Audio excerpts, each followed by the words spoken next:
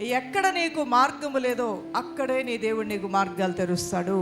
ఉదాహరణకి అబ్రహాముని దేవుడు ఆజ్ఞాపించాడు, ఇస్సాకును తీసుకుని వెళ్ళి బలి ఇమ్మని. అబ్రహాము కుమారుణ్ణి ఆ కట్టెల మీద పేర్చినప్పుడు అబ్రహాము మనసులో 2 విధాలుగా అనుకుని ఉండొచ్చు. బిడ్డనిచ్చాడు దేవుడే, ఆ బిడ్డను తిరిగి ఇవ్వమంటున్నాడు. ఆ దేవుడు యథార్థవంతుడు, ఏది చేసినా ఆయన న్యాయయుక్తంగానే చేస్తాడనే నమ్మకమే ఉండొచ్చు.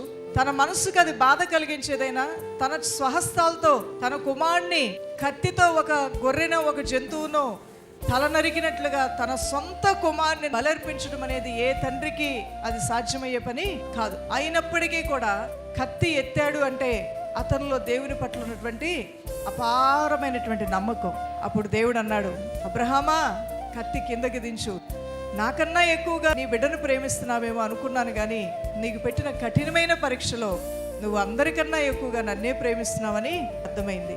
అదిగో గొర్రె ఉందంటే కట్లు ఇప్పాడు. ఆ సర్వశక్తి గల దేవునికి ఆ బలిపీఠం మీద గొర్రెను బలిగా అర్పించాడు. దేవునికి మహిమ కలుగునుగాక. ఎంత ఘోరమైన పరిస్థితి గుండా నువ్వు వెళ్తున్నా, ఎంత ఆలస్యముగా నీ జీవితంలో కార్యాలున్నా, ఆయన ప్రేమిస్తున్న నీ జీవితంలో కార్యసిద్ధి కలుగునట్లుగా ఆయన ఒక మేలు, ఒక మార్గం నీ కొరకు తెరిచే ఉంచాడు. 20 సంవత్సరాలు పెళ్ళయి 20 సంవత్సరాలు గర్భఫలం నీకు లేకపోయినా దేవుడు అన్నాడు, నీ హృదయంలో నువ్వు ఆశను కోల్పోవద్దు, నీ కొరకు నేను మార్గం తెరవబోతున్నాను అంటున్నా. ఇది ఎలా అనేది నీకు అనవసరం. నీవు దేవుని ఏర్పాట్లు ఆయన చెప్పిన కార్యాలు చేస్తూ ముందుకు వెళ్ళి మార్గాలు లేని దగ్గర మార్గాలు తెరవబడబోతున్నాయి.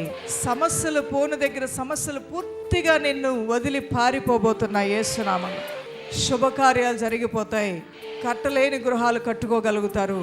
ఉన్నతమైన శిఖరాలకి మిమ్మల్ని దేవుడు ఎక్కిస్తాడు. ఇట్టి రీతిగా దైవజనమా, మార్గాలు లేని దగ్గర మార్గాలు సరళపరిచి నిన్ను దర్శించే దేవుడు.